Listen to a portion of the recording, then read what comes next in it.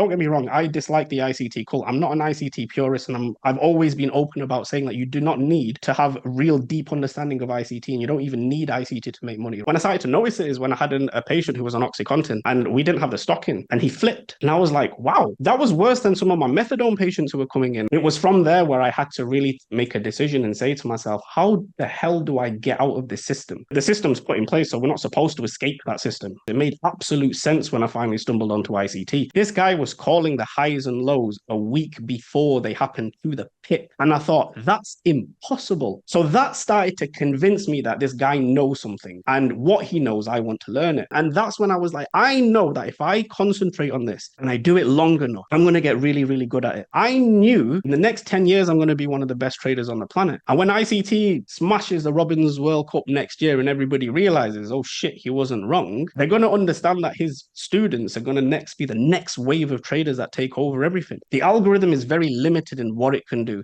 And it's only going to do two major things: is reprice to inefficiencies to rebalance, or it's going to reprice to liquidity above old highs or below old lows. You do not need anything other than that 2022 model. It is that damn good. And that's coming from somebody who studied this for years and years and years and years. And this is a great tip for anybody who is really studying with ICT concepts. Now I'm only keeping... What's up, traders? We've got Ali Khan in the house, an ICT charter member who is about to drop a ton of value here in this interview. And then we follow it up with a video as well where he breaks down a price chart and shows you how to get to ICT's favorite setup. So that's all coming up here on Trading Nut. Now, before we dive in, I want to tell you what else is happening here. Now, first up, remember we've got that merch pack from BLACKBULL Markets that we're giving away. You guys get a chance to win one of 10 if you sign up to BLACKBULL Markets, open up an account with them before the end of the year. Remember, we've got that 100% deposit bonus as well. Go and check that out. Now, I also want to mention that we've got a new silver sponsor here, their Apex Trader Funding. Now, if you're a futures trader looking to get funded, go and check these guys out. They've paid out more than any other futures prop firm.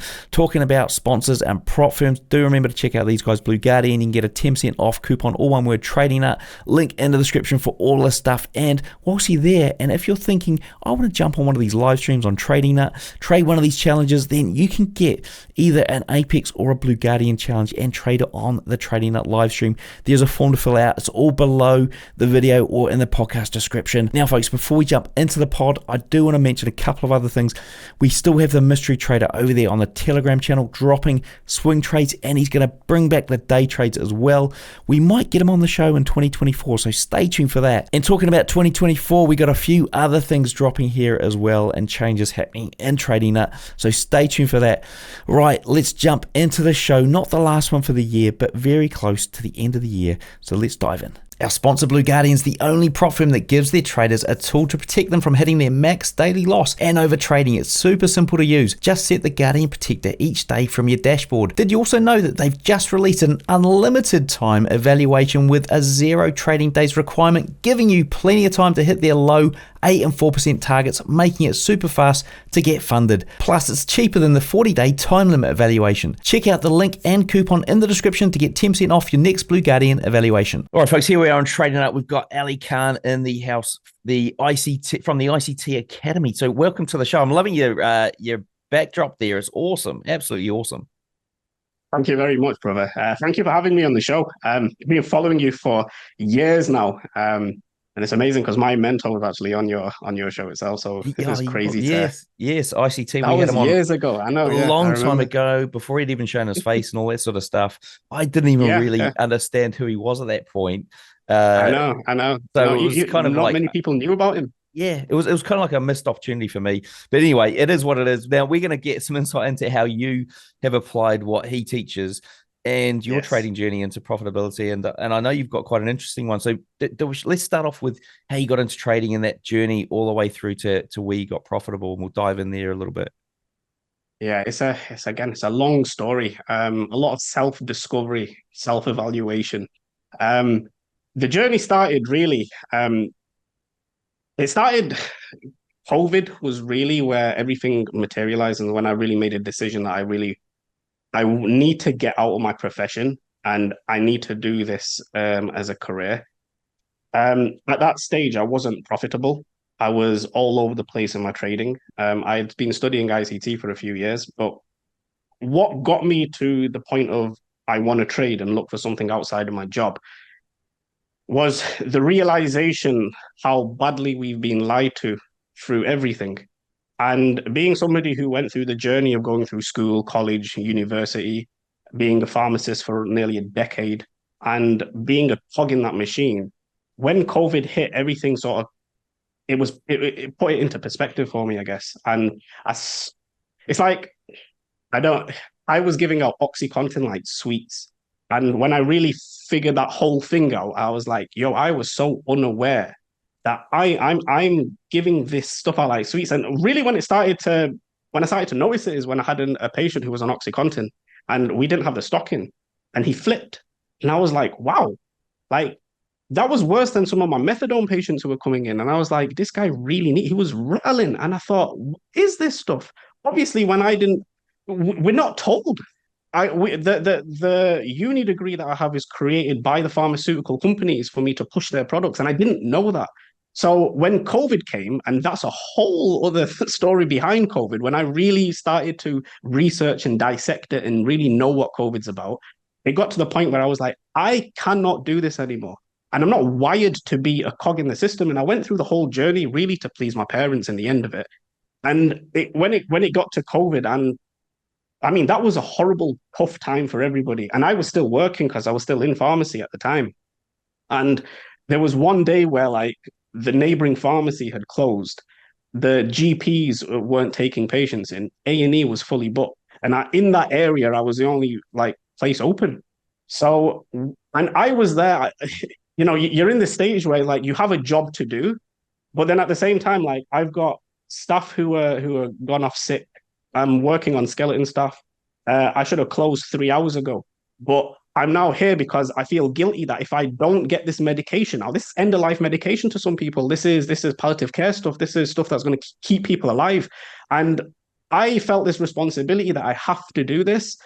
But then it was like my choice and my freedom has suddenly been taken away from me as well. And then when I really started to understand what COVID was about, and that was it was horrible for everybody around the world. We all felt the same way. And in that time, like I didn't have the gym. I've got friends and family who are passing away, couldn't see them.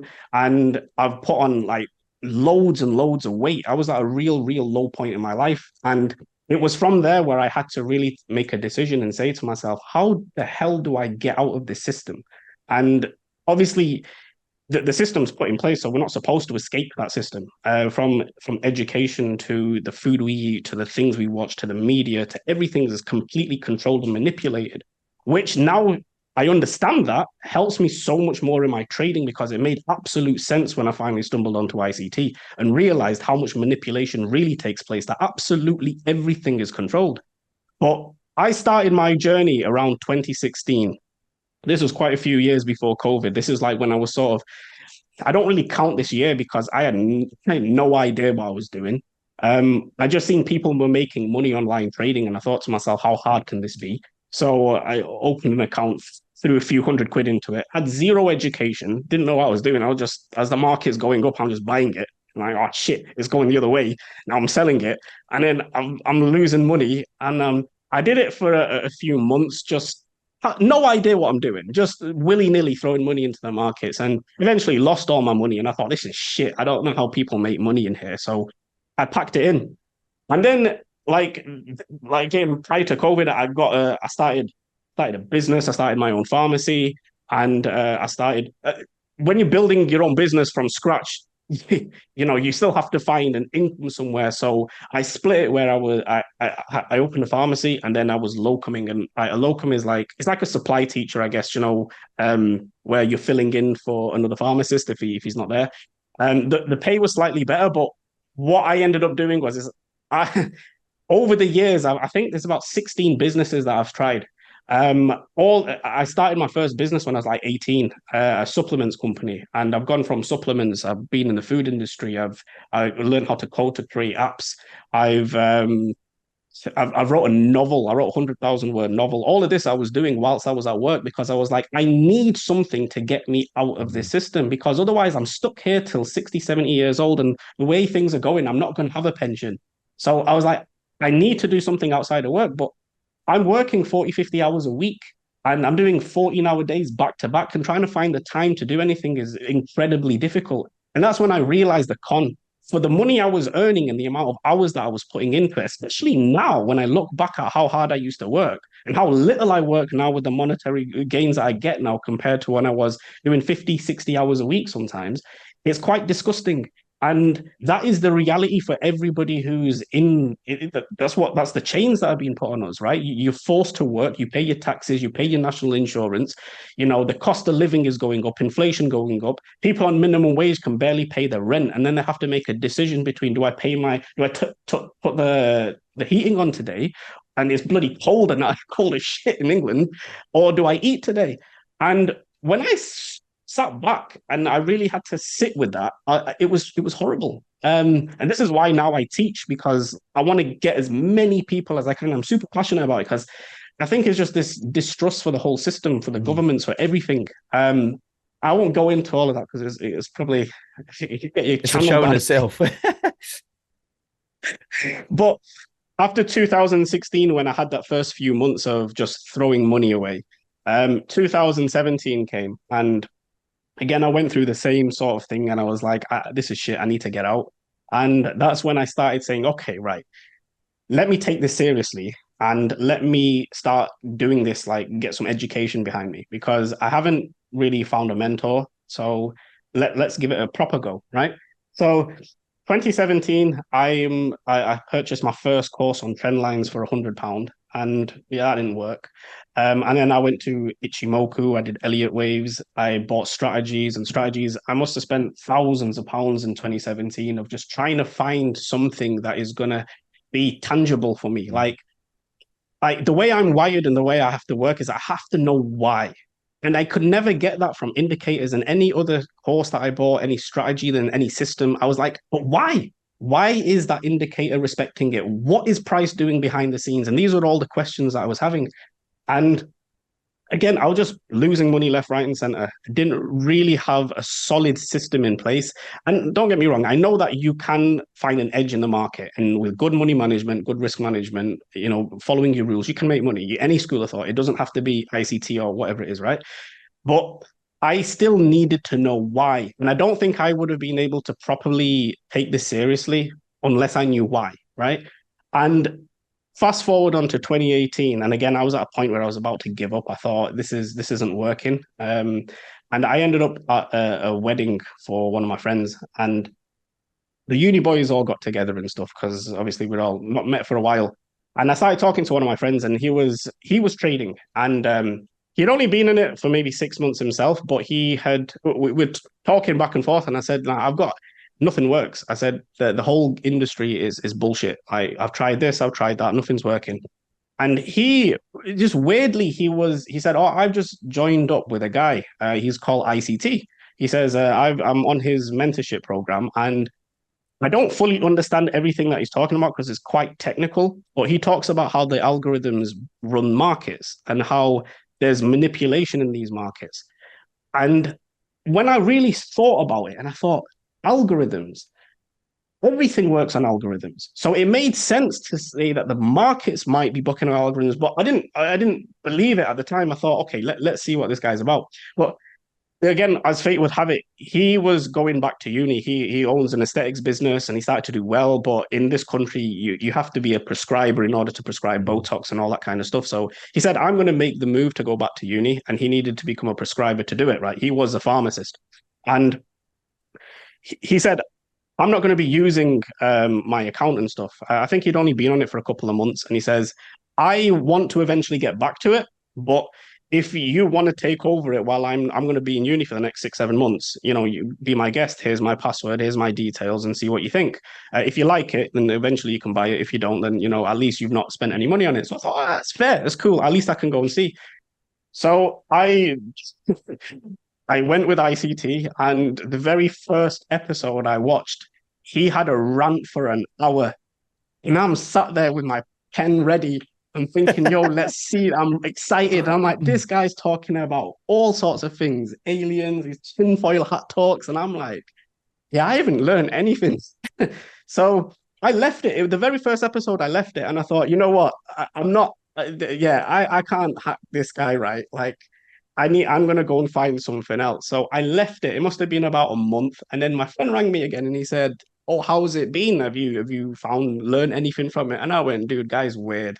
I was like, he talks all kind of random shit, and like it's not like 5 minutes of random shit either. This guy's talking for an hour straight of random shit, and I'm like, I don't know what the hell he's talking about. Folks, Black Bull Markets have 10 merch packs to give away to clients who sign up before the end of the year, including one of these trader keys. So to go in the draw, all you need to do is sign up with the link below this video or in the podcast description, and you'll go in the draw to win. It's that simple. And remember, folks, when you sign up to Black Bull Markets through the Trading Nut link below, you're going to get a 100% deposit bonus up to $1,000 on your first deposit. All you need to do is click the link in the description below the video or the podcast. So I've watched the first video and I've left it. And he was like, listen, the guy does talk a lot and he waffles a lot, right? But trust me, this guy's a beast, right? He says, I've been following him for a while, right? And stick with it. Just give it a few months and pay attention to what he's saying. He says, he wasn't a profitable trader or anything at this point. He just been following ICT for a while. And he says, the stuff that he talks about makes sense. And if you look at his commentaries, look at where he's saying price is going to go. And the next week, price goes there. And it's ridiculously precise. So he must know something. And so that's where the journey with ICT started. And I thought to myself, all right, I'm going to give this a proper crack. I'll give it a few months. And that's where the journey started. It came to a point where every week when he was doing these commentaries, he was like, price is going to go to this level. And it went to that level. And I thought, shit, how did he know that? So then when he started to break it down, he started talking about the reason I know why price is going to go do what it does before it does it is because I can read the algorithms in the market. I understand when, where, and how price is going to get to a specific price level. This guy was calling the highs and lows a week before they happened to the pip. And I thought, that's impossible. Unless he has some secret computer shit that he's doing, there's no way he can predict it because this is like fortune telling, man. This is ridiculous. I've never seen anybody do this. So that started to convince me that this guy knows something. And what he knows, I want to learn it. But if anybody's delved into ICT, you look at the amount of content that there is, and that's like, yeah, most people don't even want to start because it's ridiculously hard. So when I seen this guy's got thousands of hours of content, then it was a choice. I was like, man, I'm approaching my 30 soon at this point, and I'm like, do I want to invest the time into studying this, and do I trust him enough to do it? Bear in mind, at this point, nobody on social media knew him. He had maybe 6,000 followers at the time on Twitter. He was a demo baller. He wasn't showing live trading. So it was a complete, do I trust what this guy, and does proof of concept work? But I could see it in his commentaries that every week he was calling price. So the proof of concept must work. Therefore, if it must work and that knowledge is transferable, maybe I can do it. And surely I started to dissect it. I started to learn and work out what this algorithm was. I went back through all his YouTube videos. I went through all the basic stuff. But anybody, again, who's been with ICT for a number of years, like from 2018 till now, his teaching style's completely changed. The content that he's put out there has completely changed. But when we were with him back in the private mentorship, there was no structure. It was bits everywhere. He could talk about an order block and it would be spread over 15 different videos over months apart. And it's your job to sit down and make sure you've got all these notes. So I had to get all the content together and write down, okay, well, in this video, he's spoken about an order block. What makes a high probability order block? Well, he's not going to tell you in one video. He's going to space it out over multiple videos. So it's your job to start piecing the whole puzzle together. And he said specifically to us, he says, I'm not making this easy for you. That this is my life's work. I've put 30 years into it. And those of you who are going to sit and really sift through all of this content and you're the ones who I want as my students. You're the ones who are going to become successful in this, but I'm not going to make this easy. He ended up making it easy. When he went onto YouTube, he put everything out there easy for free, way better. And I wish that he had done that in the beginning because, man, I would have saved so many blown accounts and so much like stress and pulling my hair out. But then I sat down with myself and it was funny because I was speaking to the wife about it and she says, yeah, but you know what? You've enjoyed the journey. and look how well you know it. And there's a reason why now there's thousands of people around the world who want to learn from you because you've learned it better than 99% of the world out there. And it's true. The reason I learned it so well is because I couldn't get chart time. And that's really what it boiled down to. I'm working 60 hours a week. I'm running a business. I've got a family to provide for. I've got bills and mortgages, and I'm working 7 days a week. I'm working flat out. And I knew at that point, I was convinced that there was an algorithm in the markets because I had to go back and once I dissected it and I could start seeing these things in price myself and I could start calling levels myself and it would go there. And I said, it's going to get to that level at this time and it's going to turn around. And when it would do it, it was like doing magic. I'm like, how did I call that level? And it's turned exactly to the pip. Like that was insane. And that's when I was like, I know that if I concentrate on this, and I do it long enough, right, I'm going to get really, really good at it. But then there was a problem. There is a huge difference between being able to read price and being able to trade, right? So Mm. I understood this at the point because now by this stage, this is COVID. I'm now taking this seriously and I'm trying to trade. And even though I've got 2, 3 years of like ICT technical science behind me, I'm still a shit trader. So I'm like, how do I bridge that gap? I realized that I needed chart time. And at that point, there was just no way in my personal life that I could find chart time. I was like, I need to get the experience, but I'm so busy. So this is what I'm going to do is I knew that if I learned these concepts very, very, very well, eventually I'll find time to start get into the charts, the experience and the psychology, even though they're lagging right now, they'll catch up. And when that experience catches up and my mindset and the psychology and everything aligns, and then I've got 6 years worth of ICT hardcore knowledge behind me, I knew in the next 10 years, I'm going to be one of the best traders on the planet. And when ICT smashes the Robins World Cup next year and everybody realizes, oh shit, he wasn't wrong, they're going to understand that his students are going to next be the next wave of traders that take over everything.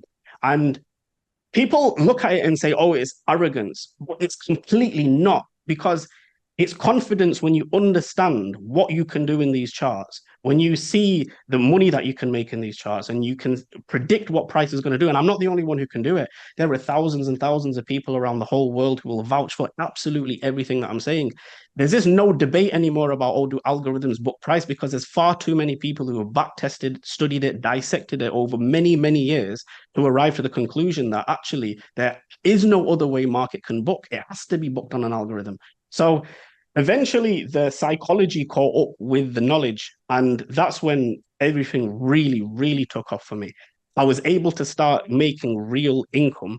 And it got to the point where I could now take days away from working. I'd cut from 7 days to 6 to 5 to 4. The business started to pick up in itself in the pharmacy. And then it got to a stage, and this was a huge one because I had to sit down with the wife and say, listen, I want to take this seriously. I want to sell the pharmacy. And she's like, you want to do what? And I was like, I want to sell the pharmacy. Yeah, you're not selling the pharmacy. Like, that's your lifeline. That's what you've worked hard for. You can't stop being a pharmacist. And at this stage, I wasn't making an enormous amount of money. I just seen the trajectory and I seen, wow, I can do this. The psychology started to get better. And what really happened, what changed it is when I started to really self-evaluate. I had already had the diagnosis by this point that I have ADHD. And that's when I started to really pinpoint like what's going on. Why isn't my trading clicking? Because I'm all over the place. My psychology is all over the place. My discipline's all over the place. I'm 16 stone at the time. I'm really, really fat. And I'm trying to find a way where I need to get some sort of routine. So the number one thing, and it's interesting because now that I'm in this position where I am and I'm seeing traders and millionaires all over the world and I sit and have dinner with them and it's just a completely different life that I have right now.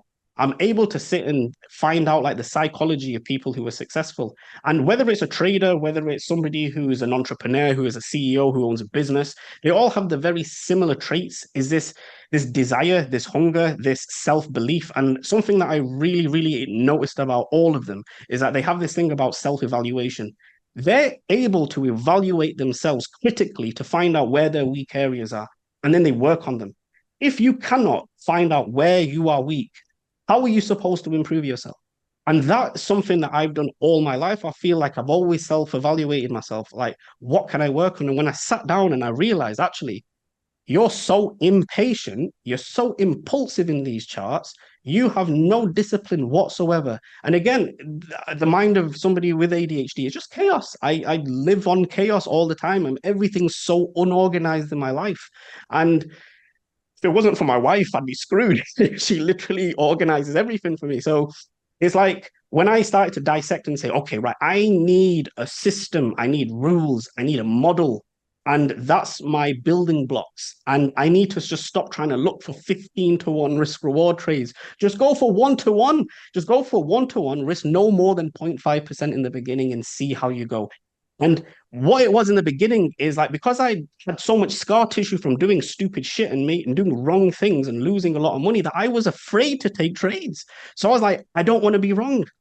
And that is massively detrimental. And anybody who's been as a trader, who's been in it for a while, will know that you cannot be afraid to get wrong. Everybody's going to get it wrong, right?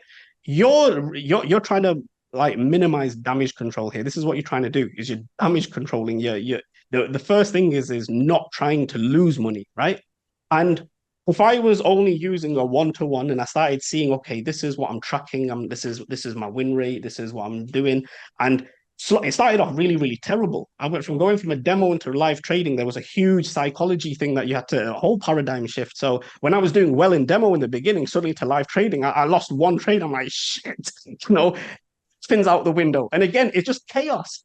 So I'm like, no, you need to calm down, relax your ass, and start making rules. And okay, if you lose a trade, you lose a trade. Start looking at it over the space of a month, over the space of a quarter, over the space of 6 months, and then you can see what you're doing. And that is when it started to click for me because I realized, hang on a minute, I know that I'm actually very, very, very accurate in calling the market direction. I'm not great on my entries yet, but I can see where the market's going to go. The algorithm is very limited in what it can do. And it's only going to do two major things: is reprice to inefficiencies to rebalance, or it's going to reprice to liquidity above old highs or below old lows.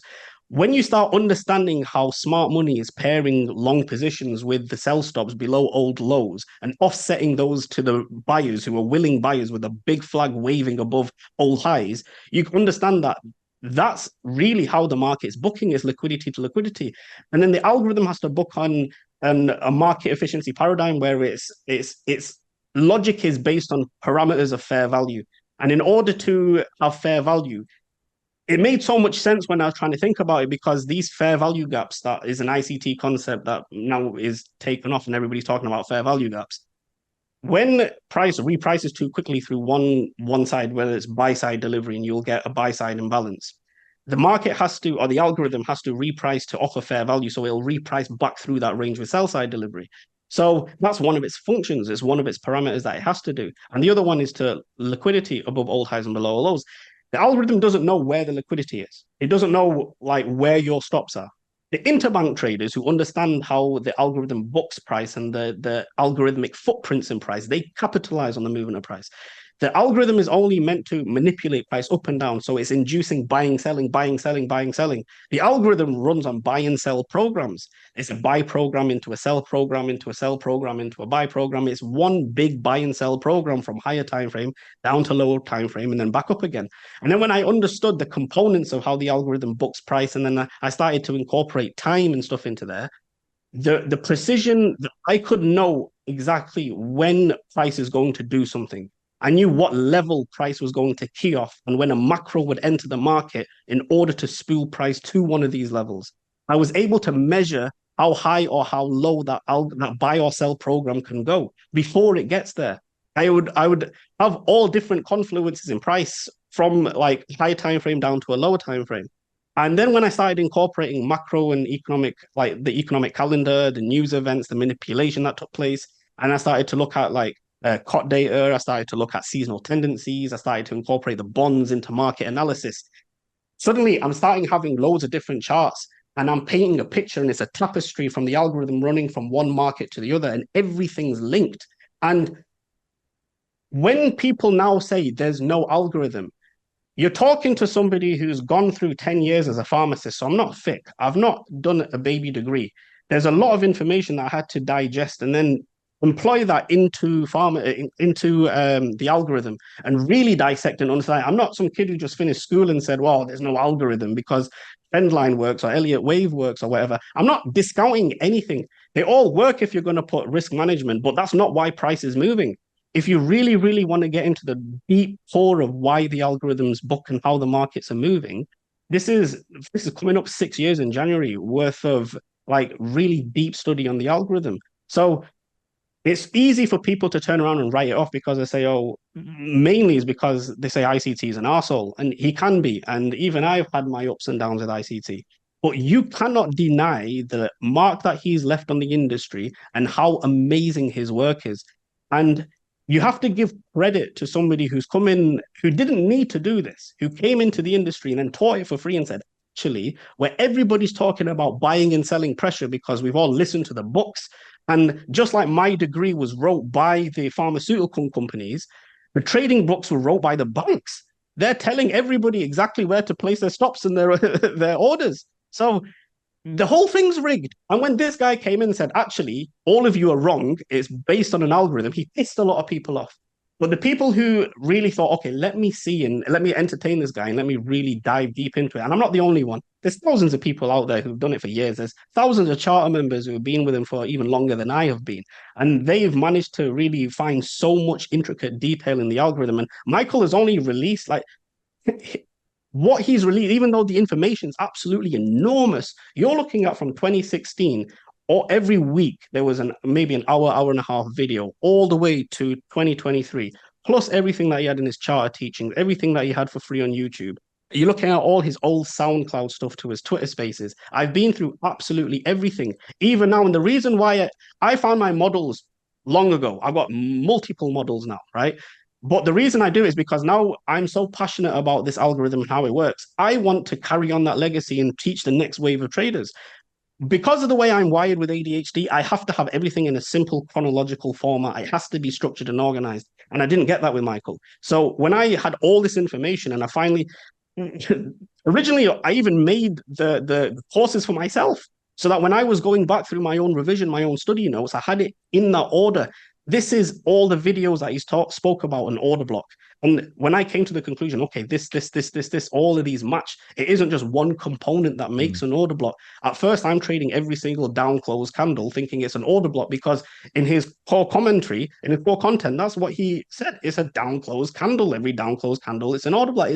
There's other things that he hasn't spoken about, but he spoke about 3 years later in a commentary somewhere. So it's funny because people who have gone through that process completely understand, right? And it's frustrating on one part, but getting back to that point when I actually sat down with the missus and she was like, yeah, but look how well you've known it. And it's true because he was teaching us how to read Jade. And I now am grateful that he didn't spoon feed it because this is what he's done now on YouTube. He's given you the silver bullet. He's given you the 2022 model. I worked that out on my own, that 2022 model. I literally worked it out a year before he put it on YouTube, and it took me 3-4 years to work it out. And then he put it on YouTube for 3 hours. I'm not gonna lie. I was like, why did you do this? And so that's only one model that's on that free mentorship on YouTube, yeah. And it's amazing. That 2022, I cannot stress how good it is, right? You do not need anything. And I sell courses, I'm telling you, you do not need anything other than that 2022 model. It is that damn good. And that's coming from somebody who studied this for years and years and years and years. It's everything that you need, everything that you're looking for in price as a model. The problem is you haven't got the background of it. You don't understand really what order blocks are, what fair value gaps are. You don't understand dealing range, premium to discount. And so it's not designed for absolute beginners because a lot of beginners come in and start with the 2022 mentorship and they haven't got a clue what's going on because like, well, what's an order block? And it's funny because the amount of people that came to me and said, the 2022 mentorship, I don't get it. It's garbage. I'm like, how is it garbage? It took me years to figure out myself. And I realized that the problem is that they didn't understand the core fundamentals of what's an order block, a fair value gap, dealing ranges. They didn't understand the core concepts. So that's exactly why I went and wrote the ICT Bible. I thought, you know what? Let me write something that's free. It took me a few months to do it. And I was like, if I can get something out there and I can combine that with the 2022 model, that was the light bulb moment. And the amount of DMs, the amount of messages that I've had saying that we went through the 2022 mentorship, didn't understand it. We went through the ICT Bible and then went through the 2022 mentorship, And these guys are now making money. They're like, it changed everything. So I wanted to have the reason I did it was just because when ICT came out and he started doing everything and teaching things for free, I wanted to do something because he's my mentor. I was like, I want to do something for the community as well. So let me make this free ebook, right? Yes, I'm collecting emails at the same time and I have my own business and stuff. But at the same time, people moan about, oh, you're selling courses and stuff like this. I'm smart. I make money from trading, but I'm trading what, an hour, hour and a half in a day. What am I going to do for the rest of the time? So I've made a business on the sideline of having so much knowledge, and it's people wouldn't come to me if I was shit. I'm calling the markets now like ICT used to do. I'm doing it with my own students every week, and they can see it. If I was shit, they wouldn't come to me. Yeah, So exactly. exactly. So, but it hasn't come by the way of me just watching a couple of videos on ICT. This is 6 years now worth of deep study. And to put it into perspective, my degree was 5 years long. I've done it for longer than my own degree. And this stuff I'm super passionate about. I love it. I love trading. I love the algorithm. I love teaching. I never thought I'd like teaching, honestly, but it's become a passion. And people say, oh, you're a very good teacher. And I think the only reason for that is because the way my brain is wired, I have to have it very, very concise and very to the point. And that was the biggest struggling point between me and ICT is that it wasn't to the point. It Yeah. wasn't concise. Because It so was all over how the place. did you like bridge that gap between like, you know, the 6 years worth of learning, gathering notes, all this information, and then applying that learning to the chart? Because that's like quite a big gap that you've got to bridge, because It's you've got to get it's a huge gap. I mean, you obviously see him calling these levels and stuff, but I suppose you've got to work out how did he get that level, and then you've got to sort of Yeah. work it back to the notes and then work it back to the Yes. chart so that you can call the same level or predict the level in the future. I mean, how on earth did you do that? Because it seems like the impossible task. It it felt like that. And to be honest with you, this is the truth. Even though after like maybe 3.5 years of really studying ICT stuff, and when I couldn't make it work, the amount of times I wanted to just give up because I was like, trading and reading price is a whole different ball game. And for some reason, even though I'm fantastic as an analyst and I can see where the market is going, I can't trade to save my life. I'm losing money. I'm getting blown accounts left, right, and center. Why can't I do it? And that's when when I said the self-evaluation came into it. And I said, okay, well, let me dissect myself. Like, what am I doing wrong? Why am I like impulsive and why am I losing money? Why can't I wait? And I realized that for me, and most of it was impatience. Like, I had to, number one, make a routine. And I had to say to myself, right, okay, let me just put the bullshit out for a minute and let me just go back to basics. And let's say, okay, what time window do I want to be in front of my charts? Because this is really where the turning point was. I'm extremely impulsive, extremely impatient. And when you can read price and fluctuations in price so well, you want to get into absolutely everything, right? I'm like a dog chasing cars. ICT uses that analogy himself, but like it's true because I'm seeing prices fluctuate. I want to be in that move. I want to be in Yeah. that move.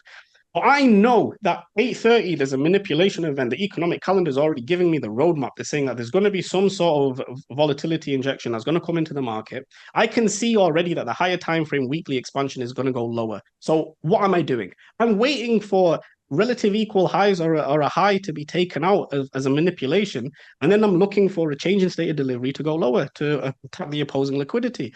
I knew this, but why can't I do it? Is because what am I doing if the markets are 8:30 is when I'm looking to for the manipulation? Why am I in the markets at 7 a.m.? I'm there for an hour and a half, knowing full well that I cannot concentrate for that amount of time, not when I'm looking at trading.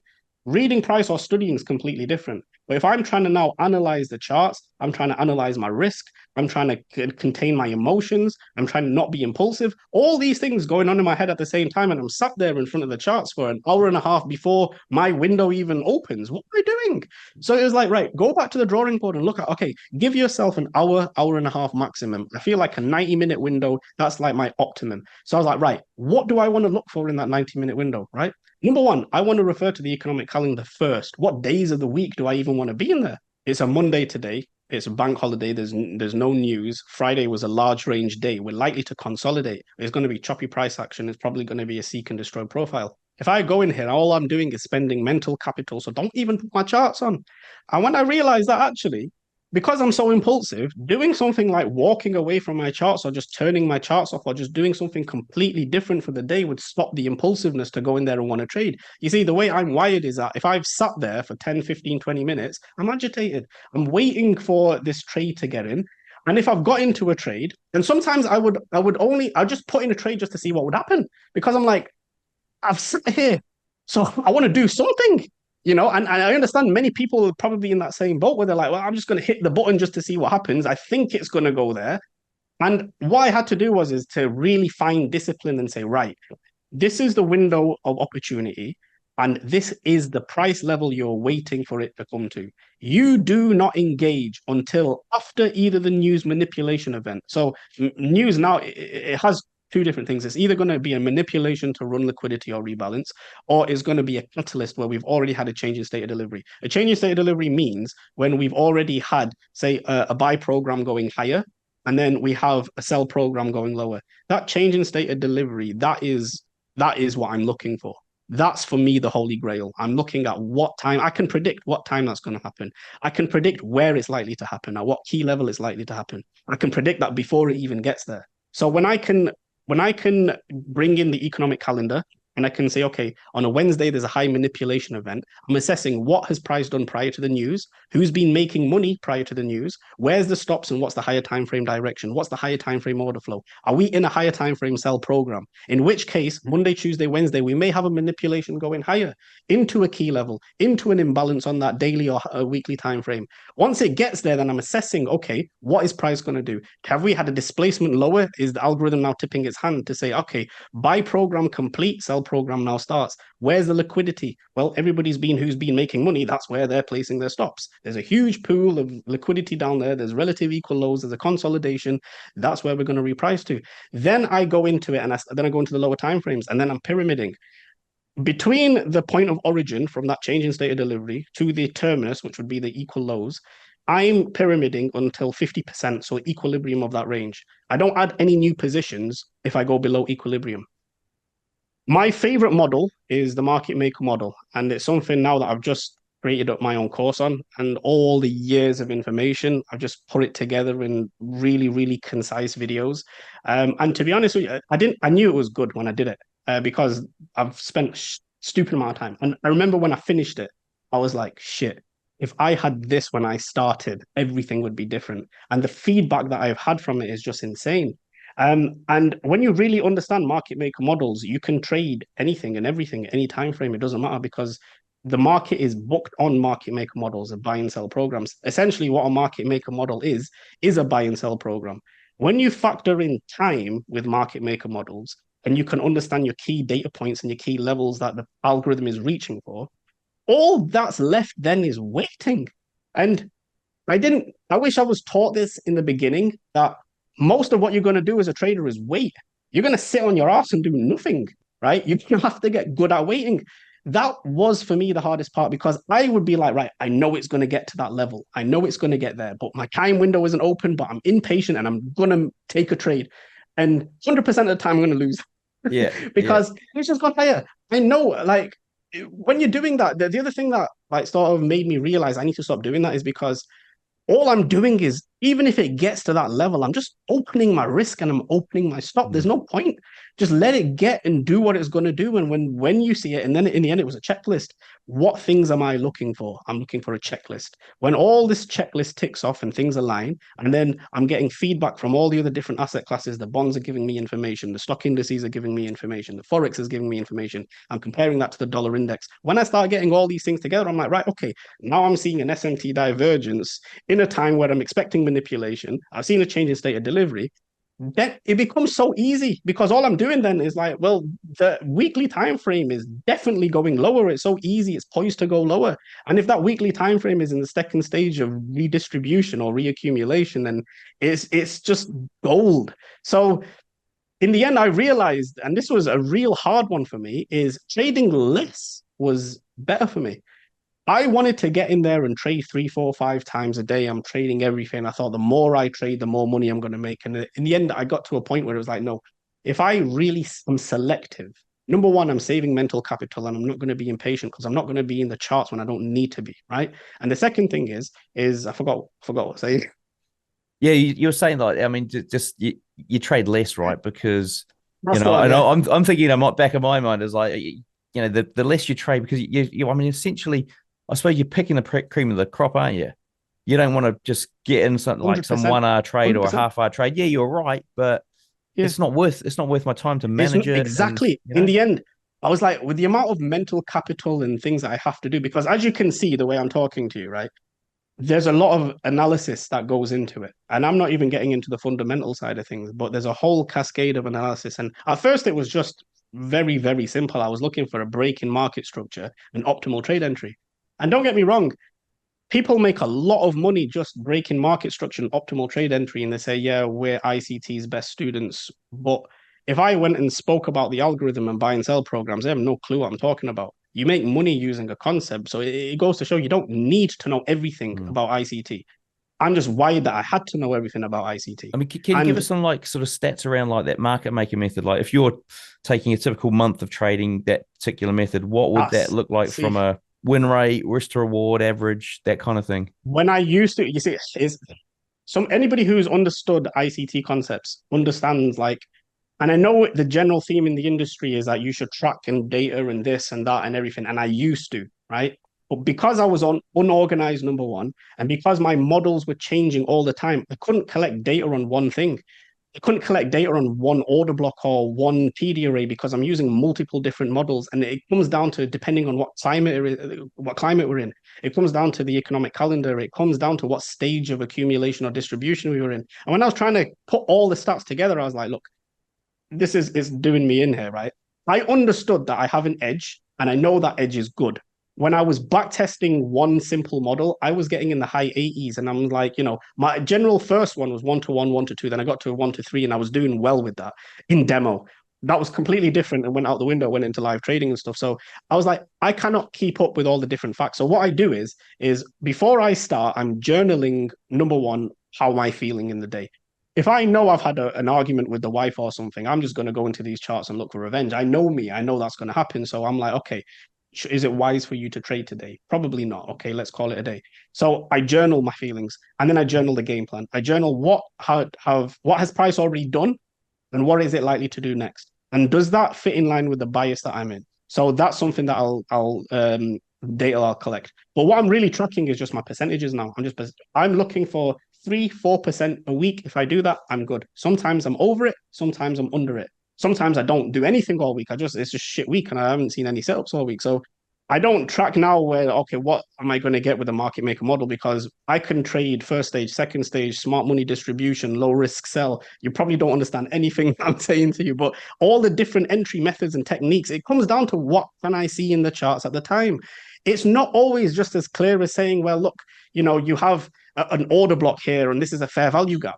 It has to fit within a framework, within the context. And the number one reason why most ICT traders are failing is because they become pattern traders. They're looking for a specific pattern, but they don't have any framework or context behind it. Why is that pattern going to hold? Support and resistance will hold under context, right? So they're missing the whole picture. You're missing the framework behind why price is going to do what it's going to do. And that is narrative. That's market narrative. And now that I am here where I am and I was lucky enough to be under Michael's private mentorship, that is what he was nailing down for so many years when he was showing us where price is going to go and why it should go there. That was the narrative. Why is it going to do something? The market isn't going to do something for no reason, right? It'll go into periods of consolidation or time distortion, or it'll be marking time, but that's a reason for it. It's already filled its buy side parameters. We've already gone back into a premium. We've already rebalanced the fair value gap. We've already taken a swing high. Now we're waiting for the next set of instructions. So what's the algorithm going to do? It's going to mark time in the form of a consolidation until the next set of instructions come, and then it's going to spool as soon as them instructions come. And it's like buses. They are going to come at specific times of the day, and they're going to work like clockwork.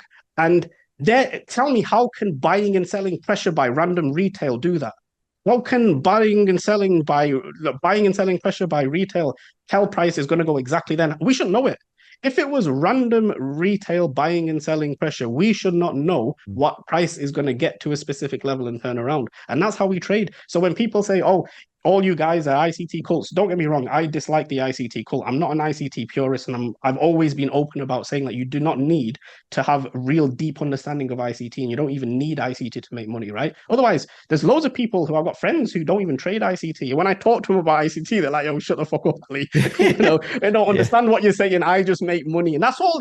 In the end, that's all you need to do. For me, I just needed to know, and I just became extremely passionate about really understanding it. But it does get to a point where it's now so obvious with hundreds of thousands of people around the world who are really dissecting this algorithm that you can't now argue with it and say, yeah, well, there's no algorithm. I think the whole thing needs to be scrapped. And Now, in terms of like the algorithm, and I mean, what I'm trying to picture and paint together, because I've only watched like the first 8 videos of the ICT free mentorship, so I'm not fully aware of it. But to piece together part of the algorithm or one of your algorithms to find, say, for example, the high or low of the week, how many yeah, components would be included in that, and how long would it take you to actually mark up a chart or do your analysis to get that? I think this is going to be the high or low of it's the a week. good question. Yeah, no, it's a good question. So there's a series of different like questions you have to ask yourself, and that's what an algorithm is. It's a series of inputs and outputs, right? So when I look at the price and look at price charts and look at what the algorithm is likely to do, I'm asking myself what the algorithm has already done, and from that, what is the algorithm likely to do next, right? If the algorithm reaches this price point, then this might be the likely option, right? So there's if and then functions. So that's how I base everything. One of the fundamental things I ask myself first is who's been making money, right? Is it been buyers or has it been sellers, right? From there, then when I first started, obviously I was only looking at one chart on one time frame. Really, I was completely blind. It was like what 5% of the vision.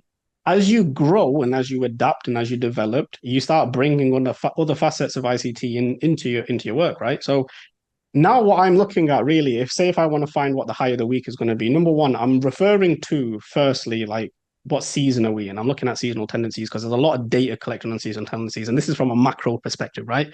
So if I know that we're generally in a bearish seasonal tendency, and I can see that in price that we are looking to go lower, and we're likely to go lower, and the market from a higher time frame is predisposed to go lower, then what I'm waiting for is the manipulation higher, right?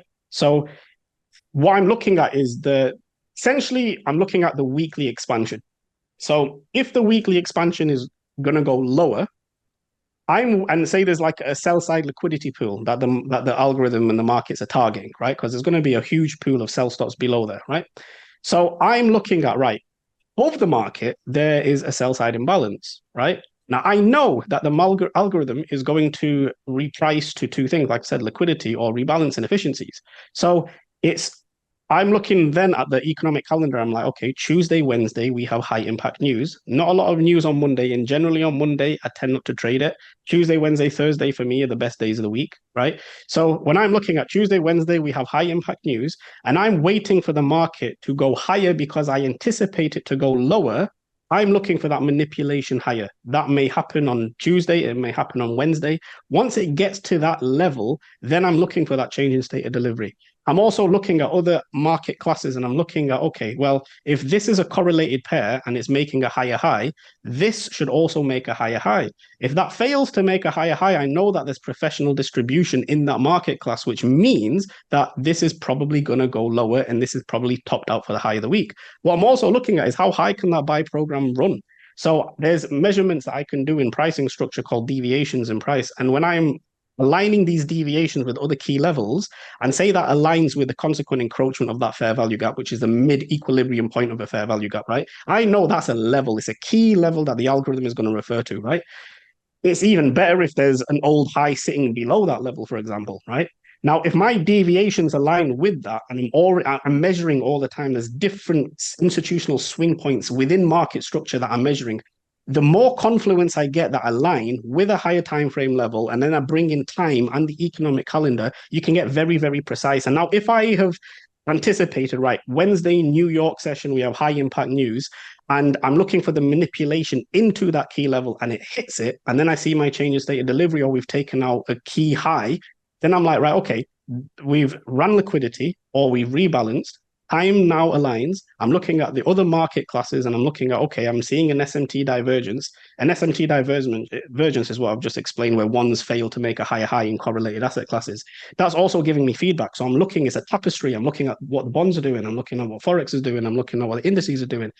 So it's a lot. There is a lot. But now when I say this is why I'm saying that look for your best setups, because you're putting in all this work to get the highest probability behind you. And that's what trading is essentially, is you want to trade when the probability is the highest in your favor. So when I do all the background stuff now, I ain't going to spend 15, 20, 30 minutes of analysis of looking at all these different areas to then turn around and be like, oh, I'm going to take a 2-pip move over here. Do you know what I mean? Yeah. I'm like, I want to make sure I'm in. I cannot, I never used to. But now, if I'm sure that the buy program is going to reach a specific level to continue the higher time frame weekly expansion lower, if I'm feeling up for it, I can counter trend trade. But if I do that, then generally I'm putting my risk in half. My maximum risk is always going to go on the side of the higher time frame expansion. So if we're poised to go for a sell program, I want to be in that sell program, and that's where my highest amount of pyramiding, that's my highest amount of leverage is going to be on that side. So you can determine it before it gets there. Yeah. And how long would it take you to do all of that analysis for just one market? It used to take me ages, half an hour, 45 minutes. Now, and this is a great tip for anybody who is really studying with ICT concepts. Now I'm only keeping my weekly and my daily levels on my time frame, and everything else is naked. And I've got different monitors up, and with the different monitors, I've got 3 screens on each monitor, and I've got the different asset classes that I'm looking at. And now all I'm really looking at is the price line going across the chart. And I'm waiting. So my analysis now is like, I already know what I'm looking for before it gets there. And it's weird because now where I am, I can look up and pull up a chart, and within seconds, I can be like, okay, I can see what it wants to do. And then all I'm doing then is just waiting. And then I'm looking visually to see what's happening with the other classes. And I'm like, right, okay, that one's already seen a structure break over there. And I know that's the weaker of the two of them. So this one here is likely to follow suit. So I'm weighing that out, but now it's all just really done by eye. I can 5 minutes, I guess, now. So it's complete. I mean, across how many asset classes are you looking at in terms of markets? The ones that I'm mainly focusing on, and it depends on what I'm trading. If I'm trading, obviously, the Forex classes, my 2 main pairs I like to trade is GU and EU, so the euro and the pound. I'm cross-referencing that with EG, the actual pair euro pound, because I want to see where do I want to be, and if the euro pound is poised to go higher, I know that the euro is going to be the stronger currency, and if the dollar is going to drop, and it's very important for me, is using the dollar as a barometer. If the dollar is going to drop, then I know that I want to be in euro, right? Because euro is going to go higher, and euro's higher is more stronger than pound is currently. So that's one of the analysis I'm doing. I'm also looking at the bonds. Everything that I do starts on the bonds. I'm looking at the 10-year, the 30-year, and the 5-year. And I'm looking at that from a higher time frame perspective. And then I'm incorporating IPTA data ranges and quarterly shifts and seasonal tendencies and COT data and all the other things I'm doing with it. But I'm only doing that really at a higher time frame macro level. I don't when I'm going down to the lower time frames, I'm not really too bothered about the bonds or what they're doing. I'm really looking at that for like a daily sort of weekly thing. Once a week, I'll look at the 3 averages across the bonds. I tend to use the yields. You can use the actual bonds, but the yields are inversely correlated to the actual bonds, you see, but they are directly correlated to the dollar index. So I'm looking at the averages. If I can see a deviation between the averages, then I'm going to look at that one and cross-reference it to the dollar index. That's going to give me so much more insight to say, okay, the dollar index is likely to go lower or higher. Sometimes it's very difficult to even know because that's when you just sit on your hands and wait. If you can make a case for both sides of the market, but if I can see what the dollar is likely to do, then I can see what euro and pound are likely to do, right? If I'm trading the S&P or I'm trading NASDAQ, then I've got S&P, NASDAQ, and the Dow. And that's what I'm looking at. And again, I'm looking at the correlation between them. I don't trade Dow. Dow is more of a barometer. And then I'm trading ES and I'm trading NAS. But what I'm looking at for, again, is something that we call the six sister. I'm looking at which one is stronger in both of them. So if I'm going to see them go higher, and I'm looking for relative equal highs on the S&P 500, for example, and I can see that NASDAQ has already cleared its buy-side imbalance, I know that the S&P is likely to catch up if the dollar drops. So that's what I'm waiting for. So I'm assessing them all together. I use the dollar for everything, so I think it's the most important one. Mm. And if you're gonna really backtest and study, I would recommend backtest to study the dollar on the daily and weekly timeframes and the Oh, amount of yeah. wealth of information. On Sorry? that back testing, I mean, how on earth did you sort of bring in the fundamentals with the back testing? And That also, again, this was I was going to say, did it sort of, was there an added level of confidence that you had to sort of grow into where you were bringing those fundamental kind of oh definitely. correlations and At stuff. So first, you're sort of like, oh, this is the technicals. I've got that. I back tested it. yeah, Now I'm adding the fundamentals in, but they yes. might be conflicting. Yeah, How on earth do you sort of manage it was that? it there was a graduation, and again with fundamentals, it's like I don't trade and I won't ever make a decision based on one thing, right? The cut data might be conflicting with the seasonals, and the seasonals might be conflicting with market structure at the time. I never trade on just an SMT divergence alone. There has to be specific narrative and criteria behind it. So first for me, it's framework. I have to put myself into a way where it's like, okay, what is the market likely to do and what's the market already done? And that's the fundamental part first, is when I'm looking at building a framework of why the market wants to move in a particular direction, or does it just want to sit still? A few weeks ago, we were in a balanced price range on the dollar index. And I said to my students, we're probably likely to consolidate here because we're mid range inside of a balanced price range. And we've already cleared buy side liquidity. We've done everything that the algorithm needs to do.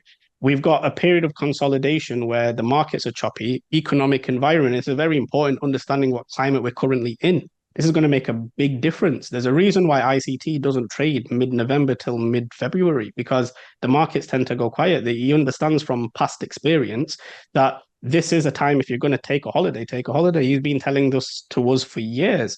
So it's not just a case of, oh, I've added this and I've added that. I've also had the opportunity to sit under Michael's wing for the last 6 years to see him talk about these things, and they unfold. And the macro side takes a long time. You're not just going to see it over just one thing. This is years of looking at the same thing. Like, okay, seasonals in May for the dollar for the pound are usually bearish. And I've seen it play out. And then when it's not bearish, that gives us a lot more insight as well. So then we can figure out how do we play this now, right?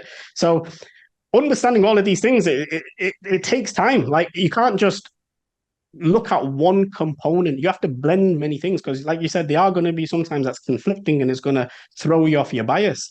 So I'm looking at, if I'm picking, say, the COT data and I'm looking at seasonals and I'm looking at SMT divergence, and two of them align with me, that's good enough for me. If one of them is conflicting, then I'm like, yeah, I'm not too bothered. If two of them are conflicting and one of them aligns with my bias, then I'm more skeptical. I'm like, is this the highest probability? And again, it comes down to the fact that as traders, we're looking to be in the markets at the highest probability times. So when I can sometimes I don't refer to them all the time. Like I said, I'm looking at them every quarter, at the beginning of the month, and sometimes at the beginning of the week. It's just to give me a macro perspective. Sometimes they're conflicting and sometimes they support my bias. If they're conflicting, then usually I'm just going down to a lower time frame. And I'm probably more scalping rather than trying to hold Okay. trades, because I know that if I'm going to hold a trade and I'm going to swing trade or I'm going to do short-term trading, I'm not likely to reach TPs. When I'm in them environments, I'm very aggressive with my stops, and I'm also taking partials along the way. If I'm more on, like, if I can see if I'm in the second stage of distribution or something within the market maker model, and I'm like, I'm going to just go for a full pool here. There's no point me taking any partials. But that comes as a confidence thing once you've got all the other things Mm. aligned, basically. I mean, if you had to sort of like, I mean, what we're going to do is get into some quick fire questions here. So if you had to like Yeah, sure. break your stats down and stuff into like, I suppose, how many trades you take on a typical week. Sure. Let's go with that one to start off with. Yeah, so again, that's something that's come down a lot. And that there's a number of reasons. Number one, right now, with what's going on around the world, it's if the markets, and this is something again, is come by way of experience. When I'm seeing decoupled market conditions and different asset classes that should be moving in sync and they're not, that for me is the biggest red flag first, because I'm like, this reduces my probability massively. So there have been weeks where I've not taken a single trade just because I can't get a good read on the market. I went from trading maybe 4 or 5 trades a day to trading maybe 2 or 3 times a week.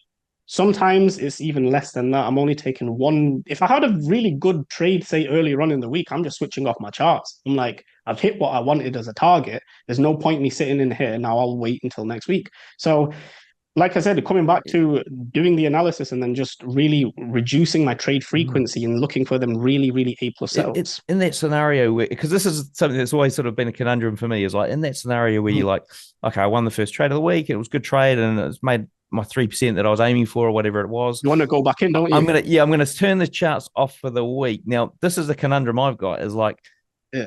what if you forget what you did, or you just forget a little bit because you sort of like, it's like if you do the sports analogy, you're not practicing the rest of the week, or are you practicing to then go in the next week and be ready Yeah. to take the exact same trade if it appears, i.e., I you're think not yeah, that's a very reducing good your question. I edge. get you. Yeah, yeah. I actually understand that. And something again I've encountered myself. I'm like, if I don't trade trades, I'm gonna get rusty. Yeah. The way I look at it now is I'm like, okay, number one, there's a lot of analysis that goes into it. So I want to save as much mental capital as I can. And number two, the way I really look at it is like every single trade is independent of the next trade, right? I am at a stage where I'm confident enough in myself to be like, okay, if I don't touch the market for 1 or 2 weeks, I know that when I get back into it, okay, I'll have more of a fresh mindset. I'm not forgetting the technicals. I've done it long enough to know what I'm looking for in the market. And sometimes having a break has actually helped me where I've come back in more fresh. I'm not as tired. I'm just more relaxed. And this is a thing that it's a thing that's worked for me over the years is when I start the week, I am not looking for a trade, which sounds strange as a trader. I'm not looking for a trade. I want the market to prove to me that this trade is so good that you're stupid not to take it. So you have to show me. I don't go in there anymore trying to force the trade, and that's what I used to do. I used to say, "Oh, I need to take this trade, or I need to do that." Now I'm like, "No, no, no. You tell me. I've put in money into this, like my hard-earned money into this. You need to show me that this trade is so damn good that you're stupid not to take it." And that's how I look at it now. So I'm in no rush. I'm in no rush to get into a Okay. trade. So and like, so I know you don't, well, you didn't start off trading prop firms. I don't know if you're trading with them Mm. now, but was there a trade you remember from when you first sort of like cracked it and you're like, okay, I've got this now, finally made some money. Was there a trade or a withdrawal you made that was like just like hallelujah, I'm I here? I've never looked done plot firms because they've only just come around recently, to be honest with you. The majority of the money that I ended up in my own personal funded account was when I sold my pharmacy. And that was a big debate I had with my wife because I'm like, I'm not gonna go and buy a house with this. I'm gonna put it into my Yeah. account. And she's like, we had a massive fight over it. Don't get me wrong. I mean, Oh in yeah. the end, she was like, she could see the passion what I had, and it paid off. Now she's chilling. So she's just quit her job. She doesn't go to work, and she does whatever she wants to do. So I'm glad that she ended up having that trust in me to do it. Um, sorry, shit. What was the question? The question was, did you have like a big payday or a Oh withdrawal yeah, yeah, or a yeah. trade that was like, this was the dollar figure that was like, There was trades that I took and oh I yeah, made like decent money out of it. But in all honesty, I was just over leveraging massively at the time. So I trying to when I ever tried to replicate those results, I'll just get my ass kicked. But there was one time where like it was it was during a commentary like what Michael did, and it was something regarding the market maker models. And it was this one gem when he was talking about like the different types of gaps that were involved. And I thought to myself, if I can identify those gaps, then I can identify where I am within that buy and sell program. And for me, that was like sort of the turning point. And that's why I started to really look into the market maker model. And then he said that his favorite model, and if he could only trade one thing, would be the second stage of reaccumulation or the second stage of redistribution, which is like the final leg of the market maker model. And usually you're going to have explosive price action in that area. And I remember I took a trade and like I caught it to the pip. I only had like a 5 pip stop loss and I had a 1 to 6 on it. And it just sunk right to the level I thought it was going to go to. And from there, it was like, this is the model that I want to do. It was obviously, that was bitter luck at the time because I didn't really fully understand the model. mm, But I knew then that this is going to build, I'm going to build on this. And then over the next few years, I started to build on that market maker model. And then what I ended up finding is that when I used to have big wins, the next time I went into a trade, I would shit myself because making money is also as hard sometimes as losing money because you have to deal with them kind of emotions. And I thought to myself, because I know me, I have to do this very slowly. So in the end, it was very incremental after that. I was like 0.5%, 1%.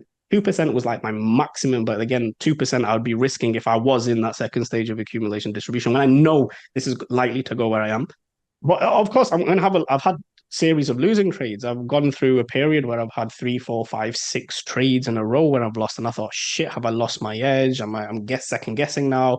That cycle, it just happens. Even experienced traders that I speak to now who are millionaires and make a lot of money, they say, look, we go through periods where 3, 4, 5, 10 trades sometimes in a row doesn't pan out. But that's where the psychology comes into because you've got to have that mindset and that belief and say, okay, yeah, I might have lost 10 trades, but let's assess this over the next 6 months, right? Mm. The algorithm is still working. And then you just, it's I find that with trading, it's always tweaking, but now it's not about tweaking my model. I think I know exactly what I want to look for. It's more about tweaking myself.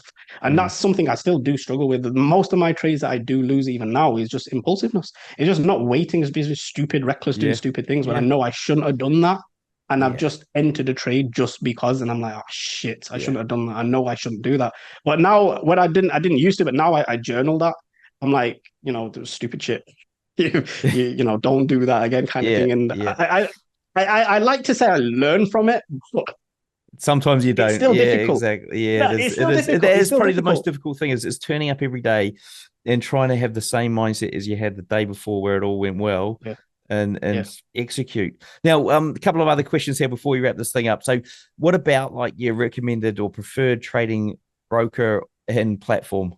Look, folks, I know you want the answer to this question. Which broker is this trader using? Now, the answer has been sponsored by BLACKBULL Markets. So to find the answer out, you're going to need to go over to tradingnut.com, find the show notes page for this guest, and then all will be revealed. Now, what about if you could leave our listeners with one piece of advice, what would it be? For who? For the listeners, No, listeners, sorry. people. Yeah, Yeah, yeah. I thought you said you. I was like, you tell Let, me, let, bro. let me ask the question again because I can just edit it. Now, last question here for the day. So, if you could leave our listeners with one piece of advice, what would it be?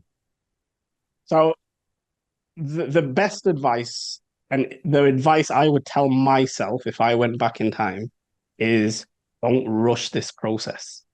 You have to give yourself time. It could take years. And in the beginning, if you already understand that this is a very difficult industry in the beginning, and this may take me 3, 4, 5, 6 years before I even start making any money. But what I would say is just try to enjoy the process. Don't put so much pressure on yourself to say, I need to get this within 6 months. I need to get this in 1 year.